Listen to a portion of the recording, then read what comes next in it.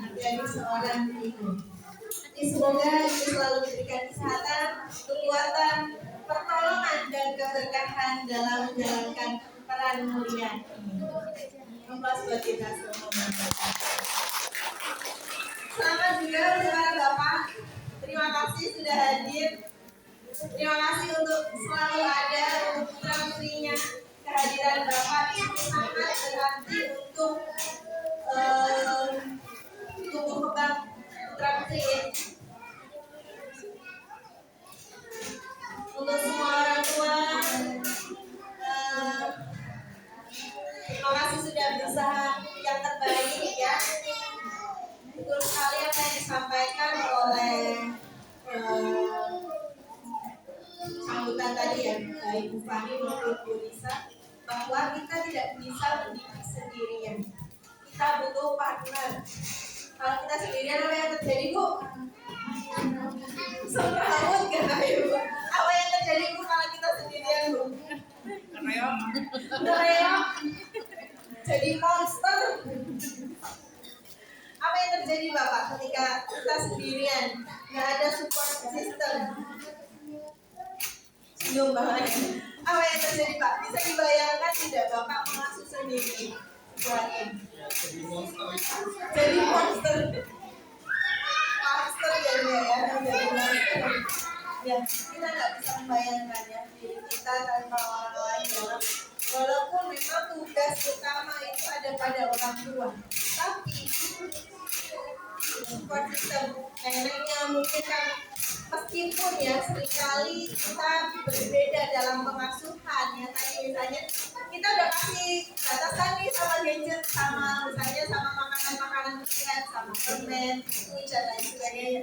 Tapi nenek hadir memberikan tanpa batasan. Namun demikian kita tetap perlu ya hadirnya seorang pengasuh lain selain diri kita. Walaupun bagaimanapun gitu, meskipun kadang sering beda ya, jadi konflik dan sebagainya. Bahkan bapak dan ibu juga bisa jadi beda dalam melaksanakan pengasuhan. Ya udah, kalau ibunya nggak boleh, lari ke bapaknya, dikasih deh sama bapaknya tuh permen, dikasih terus apa pisah-pisah. Yuk, stop yuk normalisasi kata-kata sesekali nggak apa-apa. Tuh, saya masih giat ini dalam mengkampanyekan meminimalisir makanan UPN. Nah, apa itu makanan UPN? Nanti kita akan diskusi lebih lanjut karena di era sekarang ini, Bapak Ibu sekalian, bukan cuma teknologi ya yang membuat kita semakin mudah, kita semakin instan ya dalam berproses dengan makanan. Tapi juga dari segi makanan, minuman itu banyak sekali yang perlu kita antisipasi. Baik. Oke. Next slide. Di era digital saat ini, ibarat dua mata uang ya. Ada sisi positif dan ada sisi negatifnya. Nah, berikut tantangan-tantangannya ya. Perkembangan pesat teknologi ini membuat berita, informasi sangat mudah diakses. Bahkan ada istilahnya sampai leading information atau kebanjiran informasi. Hati-hati Bapak Ibu sekalian, ketika kita kebanjiran informasi bisa jadi apa? Gimana? Udah. Kalau kebanjiran informasi ini apa ini Bunda? Udah saudara ini saya sama Bunda ini. Apa Bunda? Jadi bingung, betul sekali bingung. Udah benar belum ya?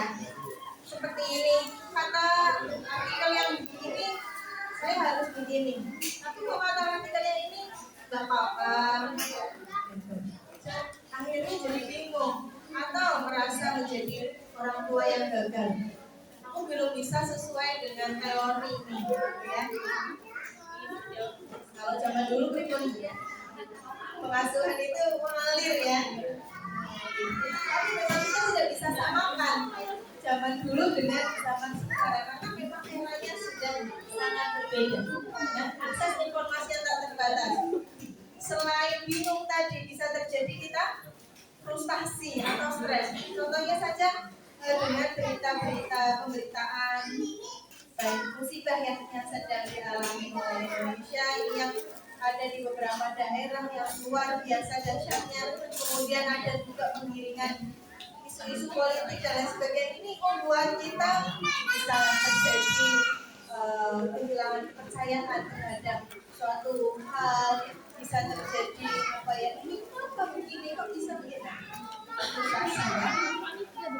dan hal-hal seperti ini bisa membuat kita tidak, salah satunya adalah mindfulness. Ada yang pernah mendengar istilah ini? Mindful parenting. Karena kita memikirkan hal-hal di luar kemampuan kita, sehingga kita tidak hadir sepenuhnya dalam mengasuh anak-anak kita. Pikirin hal yang di luar kemampuan kita. Pikirin komentar netizen. Pikirin apalagi Bu yang dipikirin biasanya komentar dari tetangga. Saking bingungnya akhirnya sama anak tidak maksimal. Nah, hal ini mempengaruhi pola interaksi kita, termasuk misalnya nih kita keluar ke tempat makan, ke warung mie ayam atau bakso dan lain sebagainya. Yang terjadi apa sering kita lihat? Pegang HP masing-masing. Interaksinya jadi terbatas. Lebih banyak kita berinteraksi dengan HP. Yang dekat makin jauh, yang jauh mendekat. Interaksinya ya memang dengan ini adanya canggih teknologi ini kita bisa silaturahmi dengan yang jauh sekalipun, misalnya saudara-saudara kita di luar Jawa, di luar pulau gitu ya. Tapi yang dekat malah terabaikan gitu. Nah, hal ini juga mempengaruhi kontrol diri pada anak. Kontrol diri pada anak misalnya ya, berkaitan dengan screen time. Alhamdulillah di sini tadi saya lihat putra-putrinya ada yang dikasih gadget ya. Walaupun di rumah ya, mungkin tetap dikasih karena bagaimanapun anak kita lahir sudah ada gadget ya Bu ya. Sudah ada gadget. Jadi kita nggak bisa juga sterilkan anak-anak kita dari gadget. Tetap kita kasih kesempatan namun nah, kontrol diri ini berkaitan juga dengan kemampuan regulasi emosi. Ketika kita berharap kontrol diri pada anak baik, maka yang perlu kita lakukan dua apa Bu?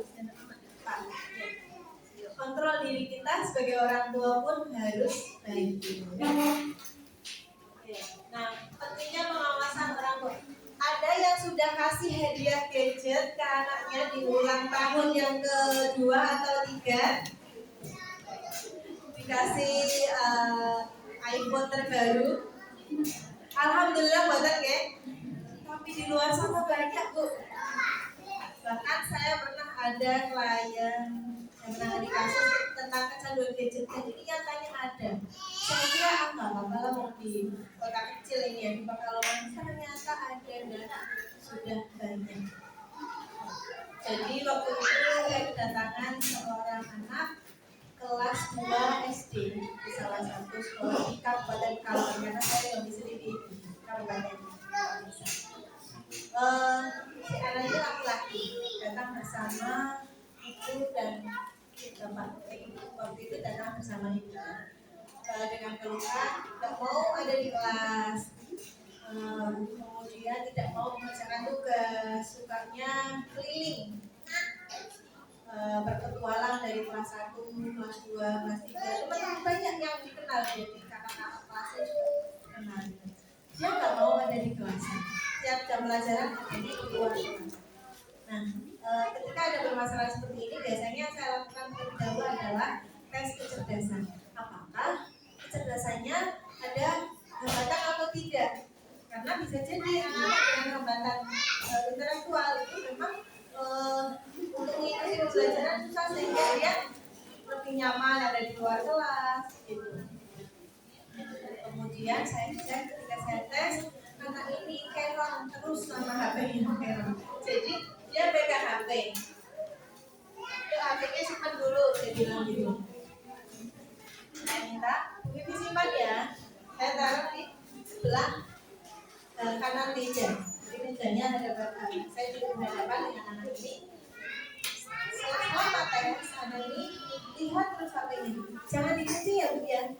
Jadi nggak boleh dikunci layarnya. Sampai sebegitunya. Dan ketika tes itu dia menyebutkan suatu nama yang saat itu viral. Siapa dia sebut? Itu siapa? Ternyata setelah diikuti itu ada di namanya siapa ya waktu itu saya lupa. Karena saking seringnya dia lihat beranda-beranda ya, walaupun Instagram dia sebegitu tidak ada kontrol dirinya, jadi tidak bisa lepas dari HP-nya. Bahkan ketika dia mau ke kamar mandi, si anak ini pada rumah obesitasnya, sehingga lebih sering ke kamar mandi. Belum ada 1 jam saya tes, dia sudah ke kamar mandi 2 kali, ya sekitar 1 jam. Ini bisa menjadi salah satu indikator hati-hati Bapak Ibu sekalian yang tadi saya sebutkan tentang diabetes itu bisa meningkatkan kadar gula dalam darah. Jadi kasus diabetes pada anak itu meningkat drastis akhir-akhir ini. Nah, contohnya ini salah satu gejalanya adalah sering buang air ke kamar mandi. Terus di leher bagian belakang sini tengkuknya ada semacam daki, tapi bukan daki. Kalau dibasahin pun nggak akan hilang gitu. Itu salah satu indikasi, beberapa indikasi. Yang pertama tadi buang air, terus yang kedua kemudian dari berat badan. Nah, ketika ke kamar mandi kita mau bawa HP-nya sendiri, nggak usah dibawa ya HP-nya Mas, nanti jatuh kecemplung loh, kata dia. Nggak apa-apa, aku udah biasa kok bawa HP, dan itu diperbolehkan sama ibunya. Dari siapa? Sini ibu simpan ya. Itu diperbolehkan sama ibunya. Dan yang sangat saya sayangkan, ternyata setelah tes hasil tesnya anak ini adalah kecerdasannya di atas rata-rata. Sebenarnya berarti dia punya potensi yang bagus, tapi sayang tidak tergunakan karena amalan gadget. Jadi saya telusuri itu sudah dari usia kecil ya, dari 2 tahunan, bahkan mungkin di bawah itu. Terakhir ketemu saya tuh lihat dia pegang tab terbarunya dia. Jadi ternyata belum bisa edukasinya, belum bisa masuk. Kalau sudah seperti ini, dia sudah mengganggu fungsi keseharian anak, maka harus konsultasi atau melakukan pemeriksaan ke dokter spesialis anak, konsulat atau subspesialis neurologi. Jadi sudah bagian otaknya sudah rusak, ya, terutama di bagian PFC-nya dan frontal cortex-nya, bagian itu ada namanya PFC ini yang mengontrol emosi, yang mengontrol perilaku, sehingga seorang manusia itu berbeda dengan binatang. Disinilah kontrolnya. Ketika kontrol diri anak manusia itu terganggu, maka ketika minta sesuatu apa yang terjadi? Kudu, pokoknya harus kamu guling-guling dan lain sebagainya. Bahkan sampai pukul-pukul ibunya. Orang tua itu kehilangan kontrol diri ketika dia marah, keinginannya tidak tercapai. Dan ini bisa menjadi kita ambil hikmahnya ya. Ini kasus DSD, maka ketika ini PAUD ya, ini adalah perlu kita upayakan agar tidak terjadi hal yang demikian. Mulainya dari sekarang, tidak nanti-nanti. Oke. Next. Ini dia tentang dualitas teknologi ya. Anak bisa belajar dari berbagai sumber. Ada yang bisa bahasa Inggris dengan lihat di YouTube aja gitu ya. Tapi sekali lagi kita perlu menyaring, karena belum punya saringan, orang tua. Kemudian berkomunikasi dengan teman-teman mereka dengan mudahnya gitu ya. Masuk kemarin waktu memang boomnya itu mulainya anak-anak lebih banyak terpapar gadget itu saat kemarin pandemi ya.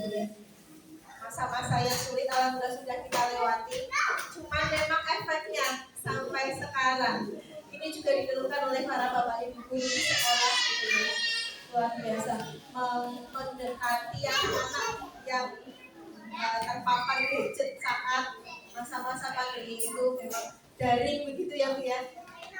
Luar biasa. Iya, saat pandemi ya, terutama iya betul Bu.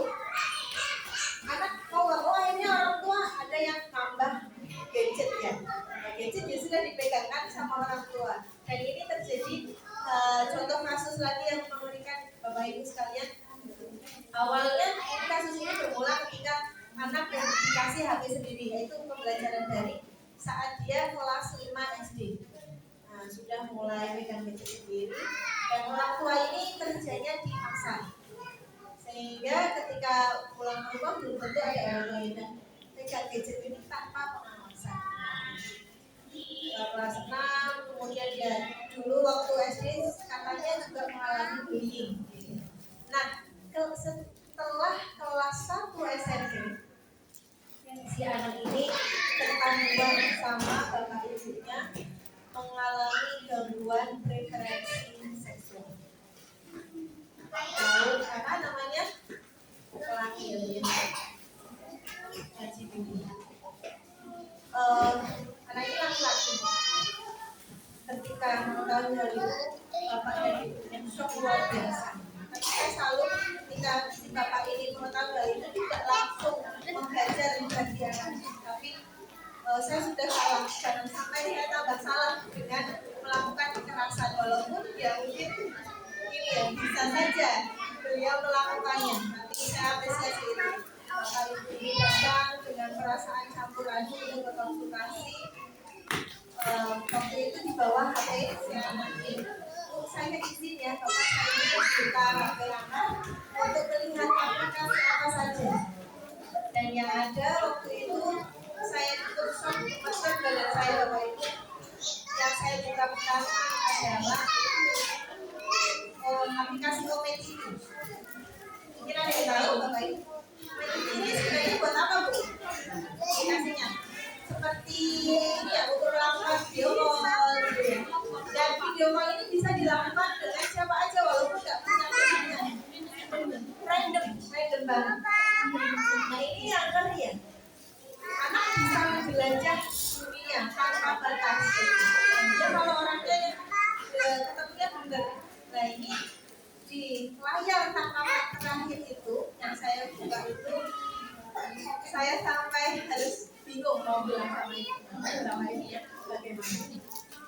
Tampak nyata tangkapan layar terakhir itu anak ini memperlihatkan bagian tubuhnya yang seharusnya ditutupi. Kemaluannya itu tampak di situ. Lalu saya bingung. Salah satunya komedi itu ya. Benar-benar luar biasa canggih teknologi ini. Kemudian yang kedua adalah Vizonovel. Nah, sebenarnya Vizonovel ini bisa juga ada manfaatnya untuk kita orang dewasa yang sudah punya batasan. Di situ ada novel-novel Islami, ada novel-novel romantis dan lain sebagainya. Tapi di situ juga ada novel yang gambarnya ada simbol pelanginya. Langsung saya klik di situ karena memang sudah ada kecurigaan. Dan di situ yang terbuka kan halaman terakhir yang dia baca. Dan ternyata yang dia baca tidak menuliskan detail bagaimana adegan sama jenis laki-laki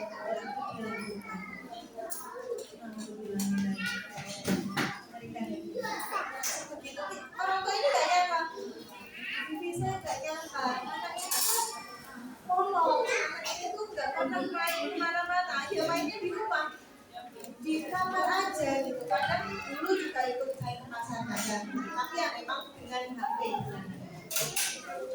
Sehingga Bapak Ibu, ketika kita suatu saat nanti memberikan HP pada anak kita, harus paket dengan pengawasan, harus paket dengan kontrol ya, kontrol.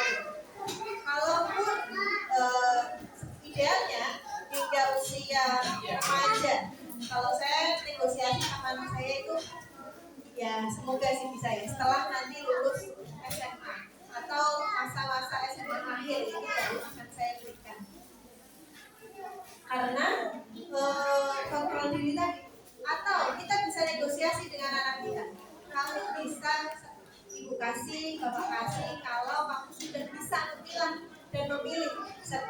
bertanggung jawab dengan apa yang kamu berikan.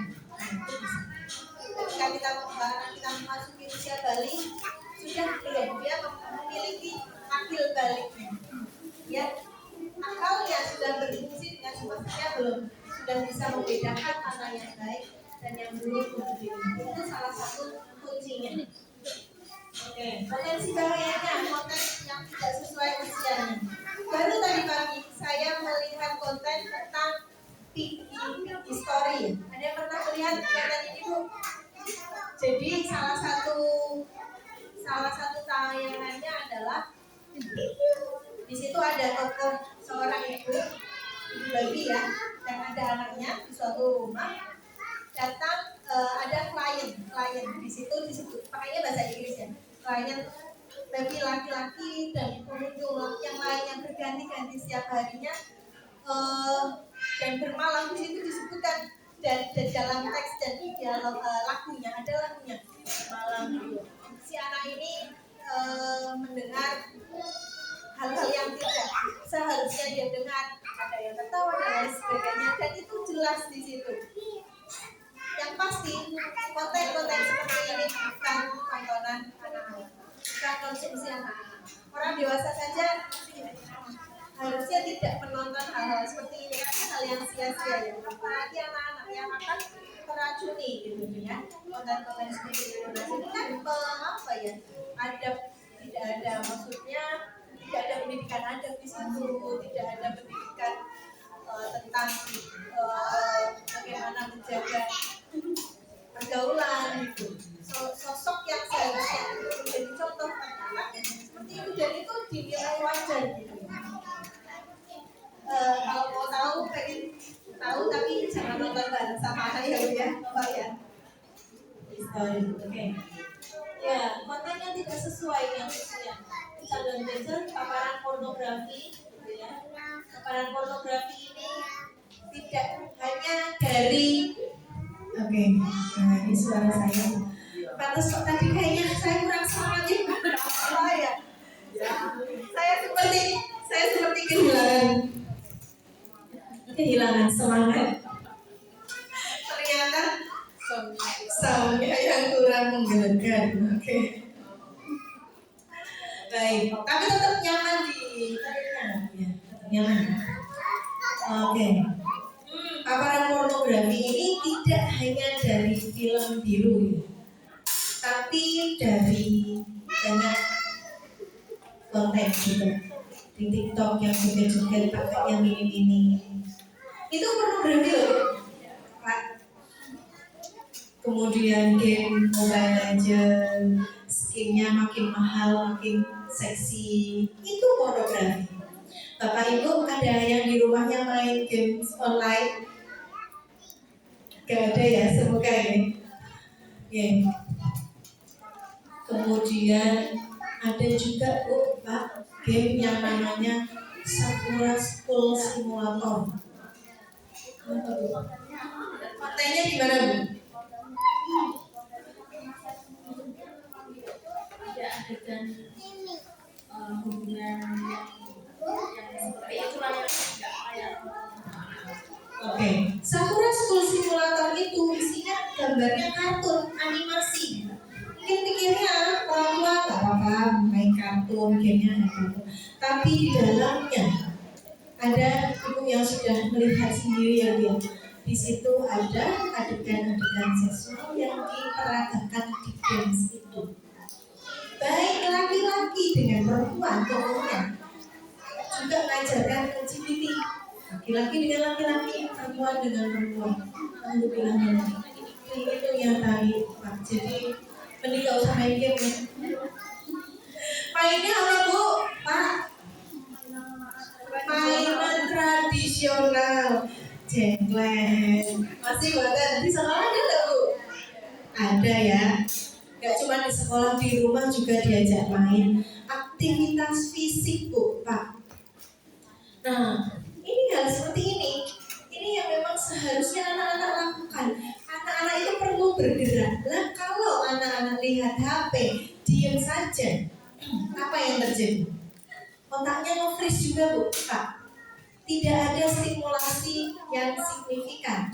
Walaupun konten-konten yang ditampilkan itu misalnya edukatif sekalipun, interaktif sekalipun, tapi untuk anak usia balita di bawah 5 tahun itu di usia golden age-nya, kalau utamanya sih paling goldennya itu adalah di 1000 hari pertama kehidupan. Tapi nggak apa-apa, kita masih punya sampai 5 tahun ya.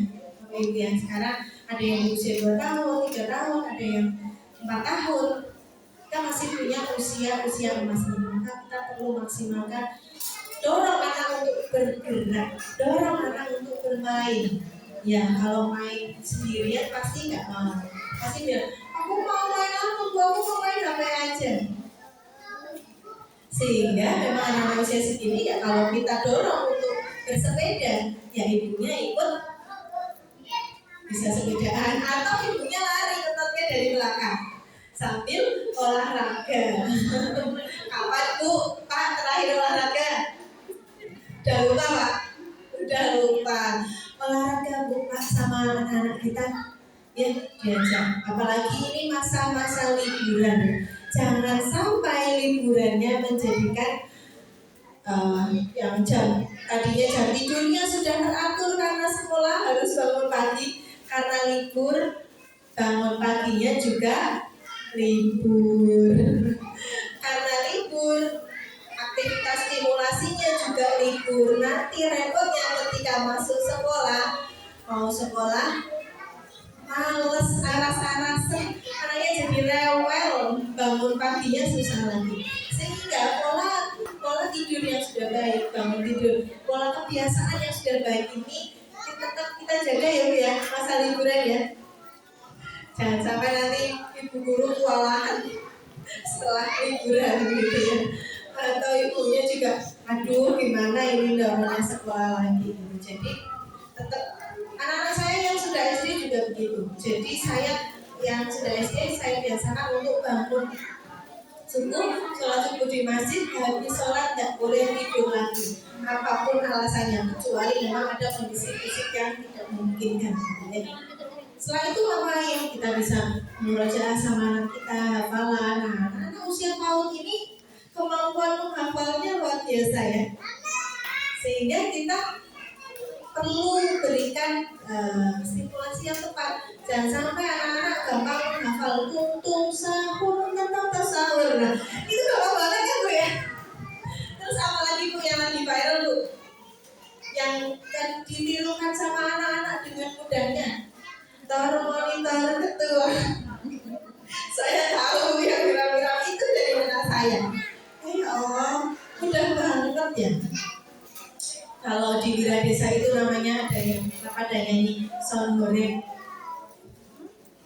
Karena dekat Pantura itu ya di Wonokerto itu Bu, sering nanggap sound goreng itu. Kalau di tempat saya alhamdulillah sih. Tapi itu nyanyinya itu anak-anak tuh nggak tahu artinya sound goreng. Saya piringin, saya suka sound goreng. Coba apa itu sound goreng? Nah, suatu ketika tetangga ada yang hajatan. Soalnya kan kenceng luar biasa. Nah, itu loh namanya sound goreng. Kamu suka sama sound goreng? Sana, kamu di depan sana, dekat-dekat sama speakernya loh.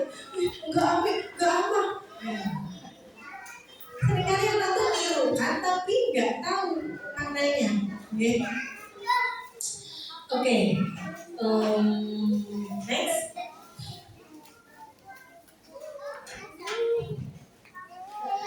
Nah, selain efeknya itu tadi ya, terus juga kita pernah mendengar istilah fenomena generasi strawberry ya Bu ya.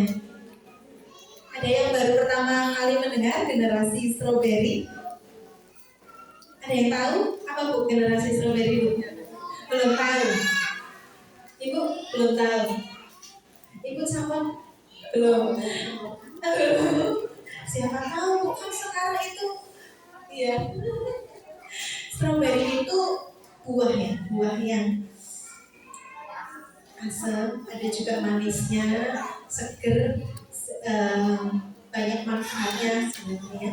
Kemudian bentuknya menarik, menyenangkan, warnanya merah, warna fresh gitu ya. seringkali dijadikan yang ikon-ikon gitu ya. Tapi di balik bentuk yang menarik itu ada kerapuhan di dalamnya. Jadi gampang pengen. Strawberry ini buah yang tidak bertahan lama.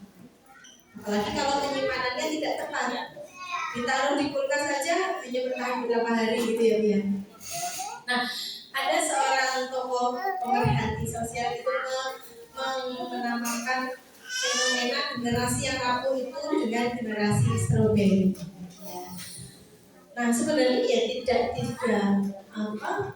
selalu. Misalnya generasi saat ini, generasi ada yang namanya generasi milenial, generasi Gen Z, ada yang namanya Gen Alpha, nanti mungkin ada Gen Beta atau Gen apa, Gen Halilintar kan ya. Itu keluarga kita. Oke, itu memang kita bisa melihat fenomena rapuhnya mental di situ.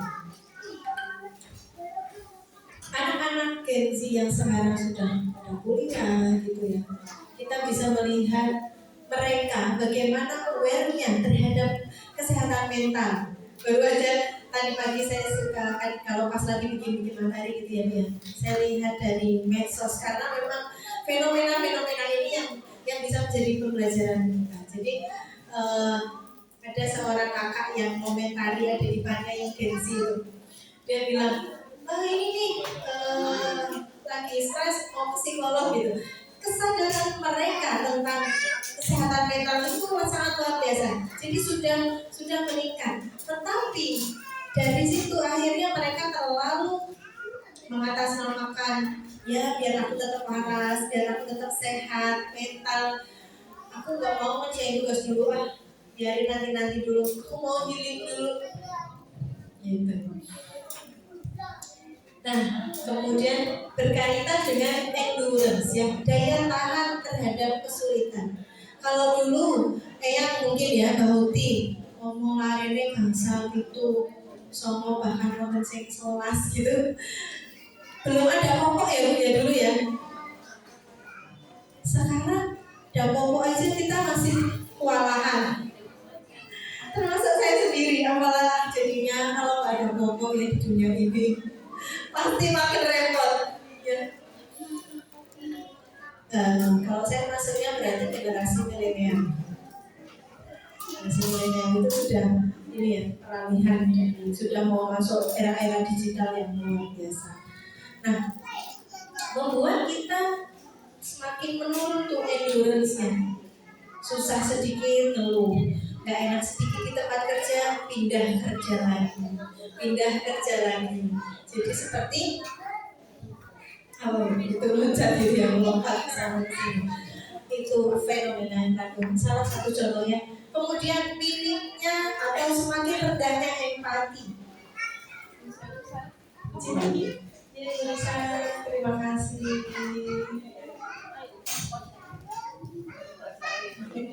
Saya duluan, Bu. Iya. Jaraknya Ibu.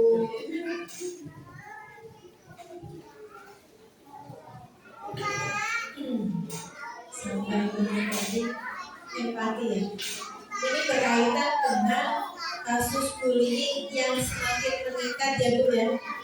Bullying sekarang, zaman dulu waktu bullying betul. Ada, dulu ada bullying, zaman saya juga ada. Tapi tidak semalaini sekarang.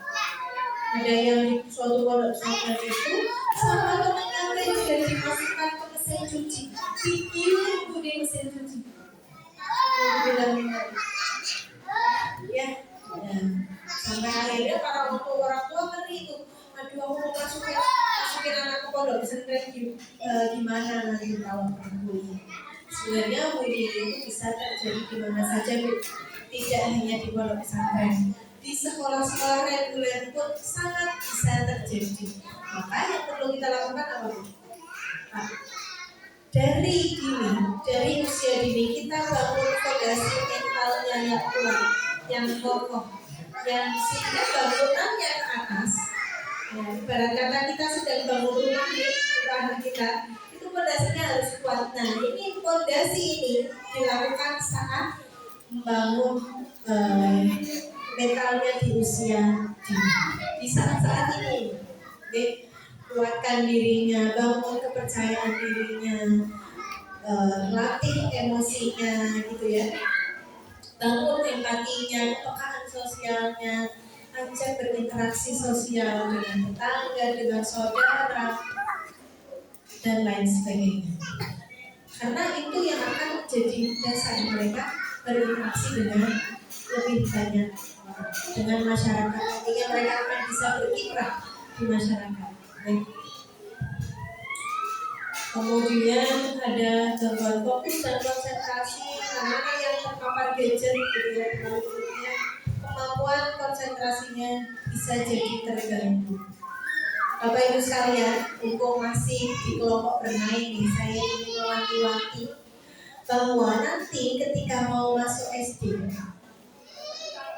indikator utama kesiapan sekolah itu tidak melulu soal sudah bisa membaca, menulis atau berhitung, ya. Tapi kemampuan fokus, kemampuan konsentrasi, kemandirian sosial, kemandirian bina diri, kepercayaan diri, kepekaan sosial, regulasi emosi itu jauh lebih penting dari sekedar bisa membaca.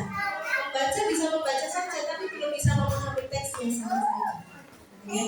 Karena seiring bertambahnya usia, itu insya Allah ketika anak-anak sudah mencapai usia yang matang dan dia mendapatkan stimulasi yang baik di usia prasekolah. Usia prasekolah itu berapa Bu? Pak? Usia 0 sampai berapa Bu? Prasekolah, ya, usia prasekolah sampai 6 tahun atau 7 tahun. Kalau di sekolah-sekolah negeri kan biasanya 7 tahun ya Bu ya. Tapi kalau sekolah swasta di SD Muhammadiyah, di Muhammadiyah dan sekolah Islam lainnya, swasta lainnya itu 6 tahun sudah diperbolehkan. Nah ini tapi perlu dilihat kesiapannya bagaimana. Tidak dari membaca, menulis dan berhitungnya saja.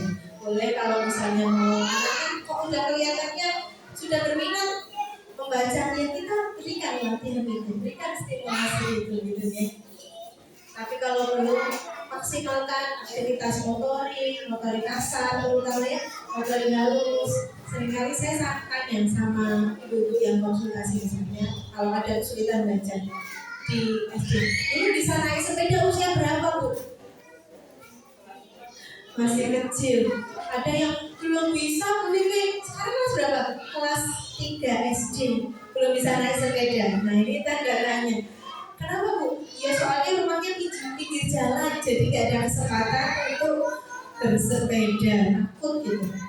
Ya kalau alasan seperti itu pasti akan ada alasannya ya Bu. Nah bersepeda ini menjadi salah satu faktor ya, atau salah satu kriteria tuntasnya motorik kasar pada anak gitu. Sehingga memang saya sarankan Bapak Ibu sekalian untuk melatih anak kita untuk bisa bersepeda. Di situ anak belajar problem solving, anak belajar melatih keseimbangan dirinya, belajar regulasi emosi juga, sabar ketika mengayuh. Secara fisik dia akan kuat, otot kakinya, otot tangannya, fokus dan konsentrasinya juga akan terasah. Dia harus melihat jalan kanan kiri, kalau mau belok kapan harus ngerem, kapan bisa menambah kecepatan gitu ya. Kepercayaan dirinya juga akan terasah ketika udah bisa, wah aku bisa ngebut gitu ya. Itu akan melatih kepercayaan diri. Jadi banyak hal yang bisa kita ajarkan ketika anak-anak itu bersepeda. Selain bersepeda, apalagi Bu mainnya? Main apa nih?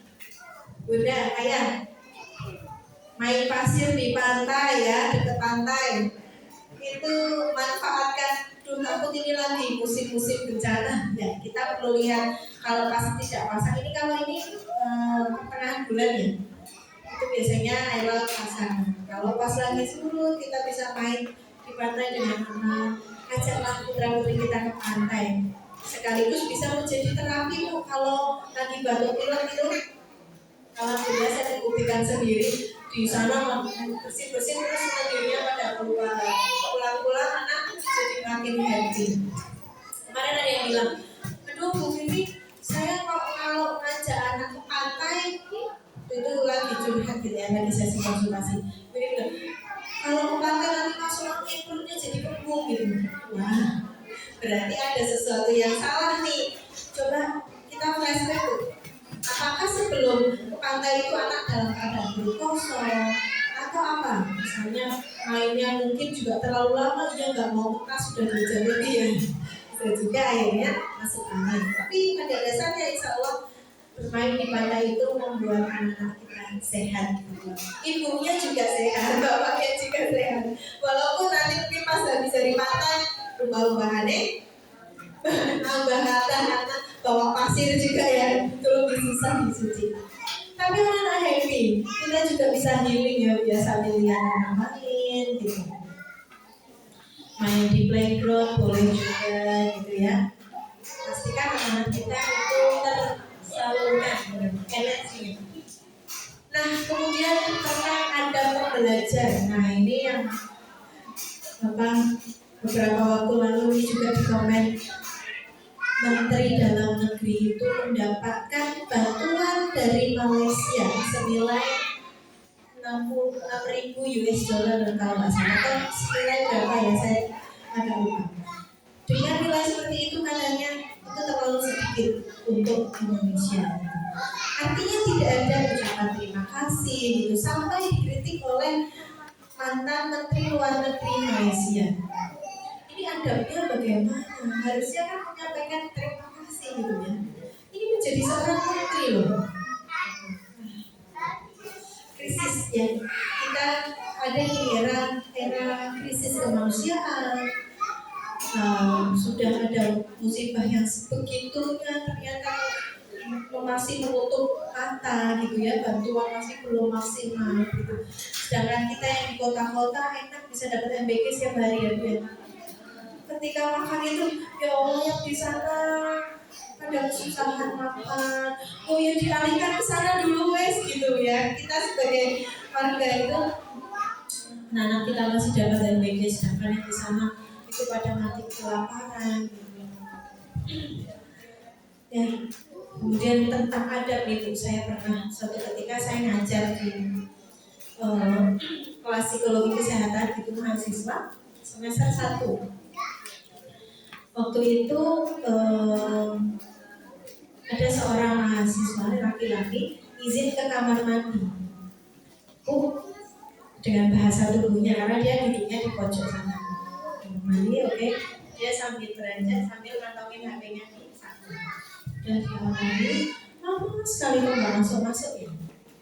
Itu kok belajarnya tetap berjalan. Terus ketika dia masuk, mungkin setengah jam, mungkin lebih. Saya tidak ingat pastinya. Saya tanya, dari mana Mas? Kamar mandi. Apa yang kamu lakukan? Bukan.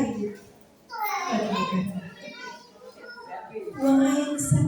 Itu di forum resmi, di suatu perkuliahan. Jawabnya seperti itu. Adabnya tidak ada. Ngomong sama yang lebih tua. Sehingga Bapak dan Ibu sekalian, kita perlu punya formula doktrin dalam tanda kutip kepada anak-anak kita, ya. Karena kita tuh punya membangun adab dari kecil gitu. Perlu kita doktrin, misalnya, ayo bicara yang sopan. Doktrin tentu dengan cara yang baik, yang sopan, bukan dengan kekerasan. Dan salah satu doktrin yang diberikan orang tua saya saat ibu terutama selalu cerewet masalah tentang adab ini. Kalau ngomong sama orang tua itu pakainya bahasa Jawa halus. Kalau enggak ya harus, waktu itu masih jarang pakai bahasa Indonesia. Pokoknya harus di rumah, kalau ngomong jelek sedikit langsung dimarahin. Dan ini ternyata efeknya luar biasa. Ketika saya sudah SMP, waktu itu saya SMP-nya di Kota Pekalongan. Teman-teman itu kisah luar biasa ya, banyak yang iya. Dan ternyata sampai sekarang itu kakak saya curhat di grupnya anaknya. Sekarang anaknya SMA. Di grupnya itu pisuhan, itu hal yang biasa bukan? Ya. Dan karena itu kakak saya ini masuk di grup anak itu, mantap sih. Kelihatan kayak gini nih bahasanya mereka. Dan ketika secara langsung mereka bergaul, si kakak ini juga bilang ke umumnya, weh temanku yuk ngomongin umpannya itu kayak hal yang biasa, ngomong santai pun dia ada pisuhan seperti itu. Oh begitu ya gitu. Dan ketika insya Allah kita sudah punya menanamkan saringan dalam tanda kutip pada diri anak kita akan ya oh itu tuh nggak baik ya, dia kan tidak akan mudah terpengaruh. Okay. Dan itu kita perlu bangun dari sekarang. Oke, Mbak, kita dilanjut slide berikutnya.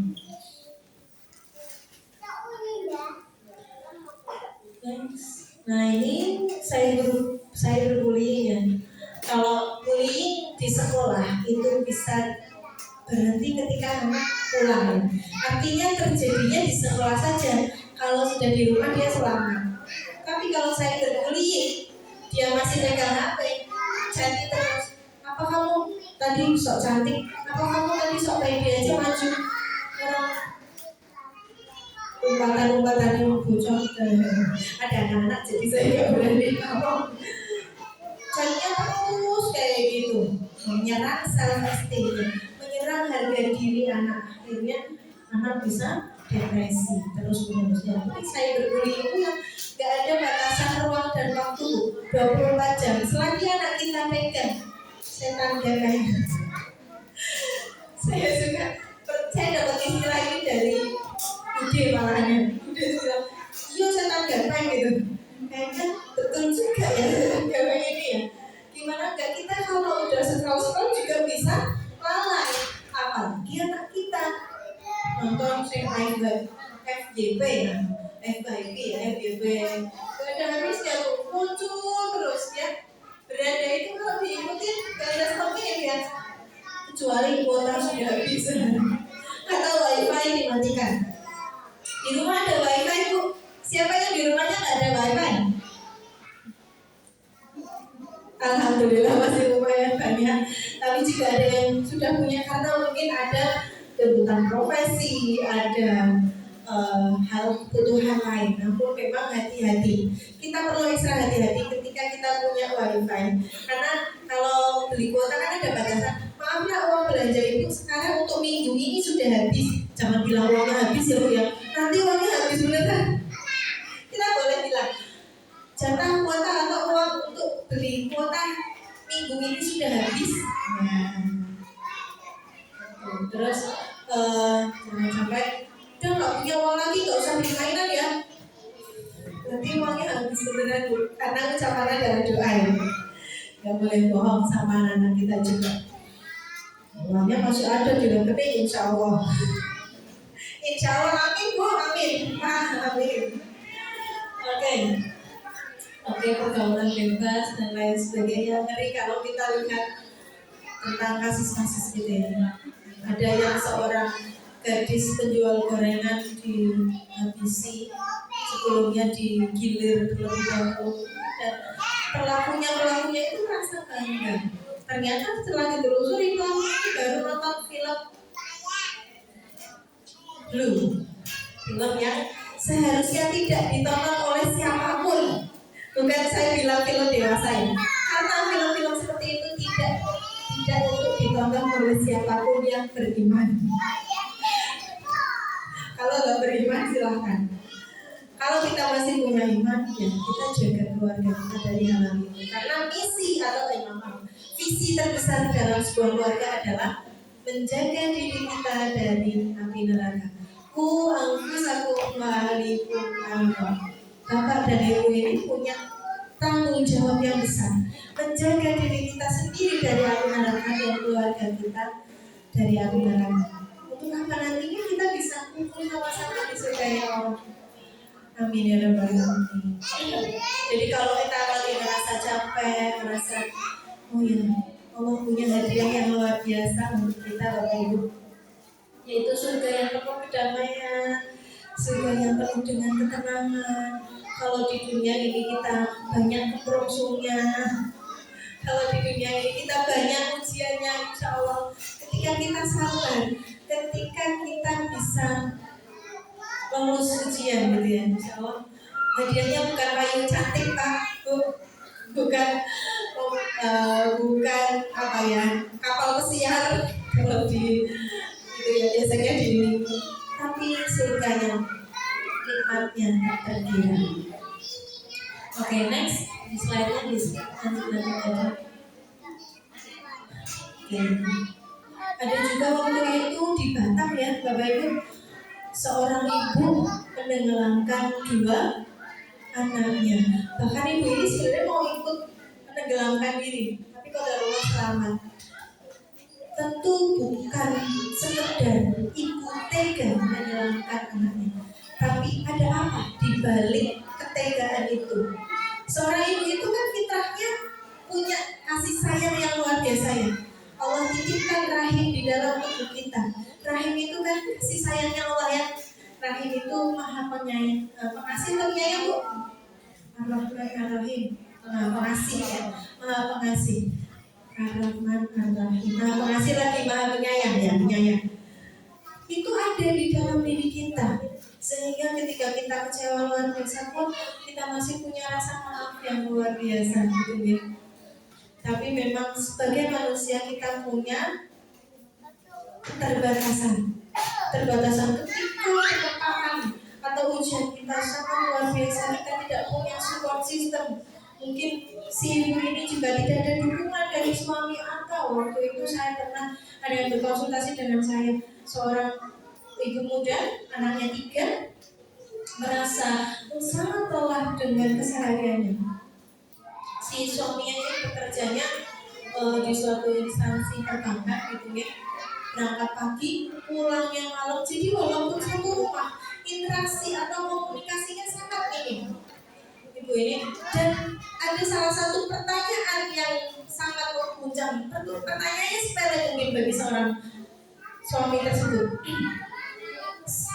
Sedina ki ngopo bae? Sedina ki ngopo bae Bu? Kok masih berantakan misalnya? Sedina ki ngopo bae Bu? Kok kumbahane durung disetrika? Sedina ngopo malam Bu?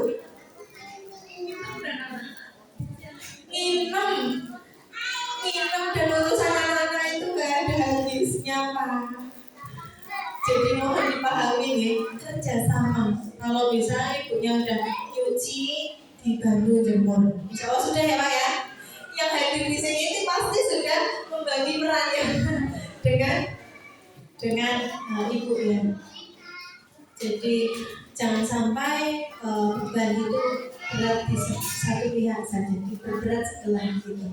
Karena ibu itu ketika bebannya terlalu berat, sama anak juga bisa jadi monster itu. Saya sendiri mengalami hal itu dulu. Saya pernah ya, beberapa waktu lalu komunikasi sama suami itu sangat minim, sehingga ketika sama anak itu marah-marah gitu.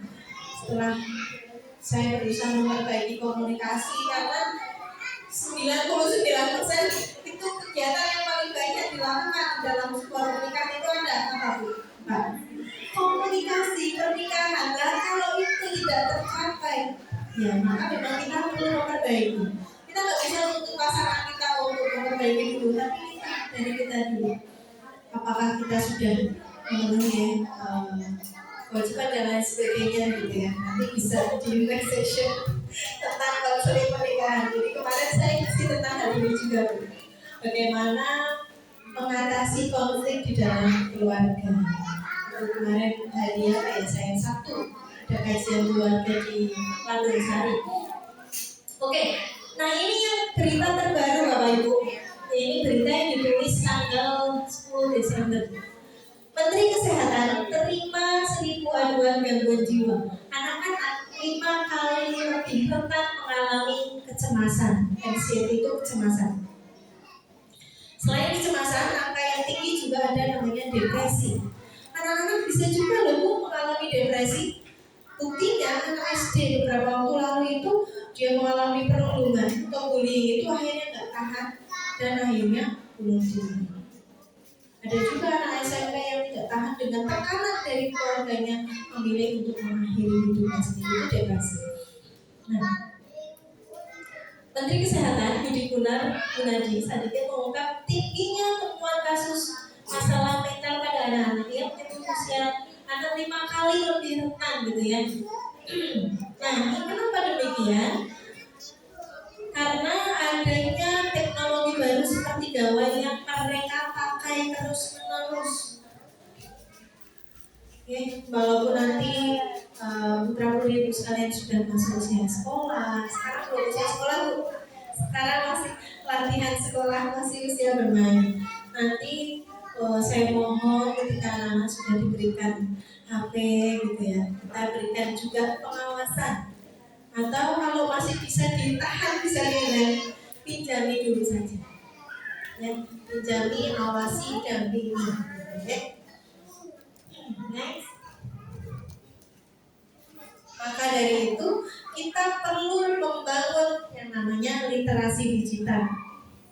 Emangnya anak PAUD sudah bisa dibangun literasi digitalnya bu? Sudah bisa belum kira-kira? Sudah bisa belum bu? Sudah belum? Sudah belum? Bisa nggak? Yang di belakang itu sudah bisa belum kita bangun literasi digital pada anak-anak kita? Ibu yang pakai kerudung hitam di belakang, oke, silakan. Boleh pendapatnya bu?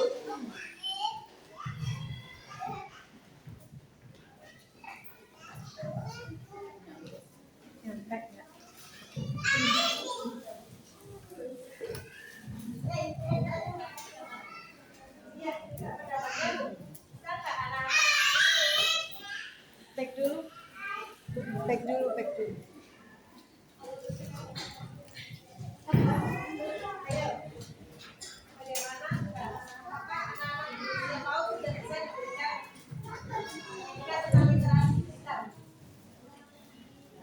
Kalau saya pribadi membatasi untuk penggunaan gadget, semisal pinjam HP ke orang tuanya itu ditemani, karena kalau sekarang itu kayak model short di YouTube itu isinya video-video yang benar-benar tidak edukasi, dan itu setiap hari di change, dihapus semua, diulang lagi, di restart lagi, terus didampingi, itu nggak baik, kak, coba di skip lagi. Terus penggunaan misalkan game, memang ada game offline itu kayak yang puzzle ataupun yang angka-angka itu sebenarnya termasuk memicu dia untuk mengetahui angka-angka, tapi itu dibatasi sama saya ya, seperti itu. Masih dengan Bunda siapa nih? Bunda Sano. Berarti ini yang disebutkan sama Bunda Sano ini sudah mulai ada pembelajaran tentang literasi digital ya. Tidak